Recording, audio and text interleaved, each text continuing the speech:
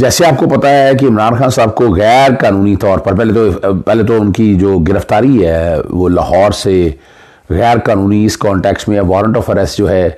وہ بعد میں آیا، وہ گرفتاری پہلے کر لی گئی اور پنجاب پولیس نے کی ہے۔ خانہ پوری آپ جو مرضی کرتے رہے تو آپ نے تو غیر قانونی طور پر یہ سارا پروسیس کیا ہے۔ پھر اڈیالہ جیل میں لے کے جانا تھا ان کو، اٹک جیل میں کس کیپیسٹی میں لے گئے ہیں؟ یہاں حکومت پنجاب نگران وزیر اعلیٰ یا جو وزارت ہوم ہے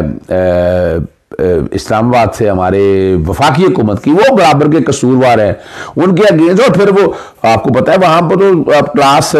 اپنا اے ہے ہی نہیں ہے، وہ کلاس سی ہے اور سابقہ وزیر اعظم ہے، تو ان کا قیدیوں کے طور پر جو سہولیات ہیں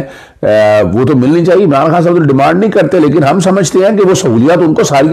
قانونی طور پر وہ سہولیات ہے وہ ان کو ملنی چاہیے۔ پھر جس طرح کا ٹریٹمنٹ کیا جا رہا ہے، مینٹل ٹارچر دیا جا رہا ہے، تکلیفیں دی جا رہی ہیں، لیڈر تو کھڑا ہے، لیڈر یہ نہیں ہے جیسے وہ دوسرے لیڈر نواز شریف اگر گیا تھا تو وہ اٹک میں گیا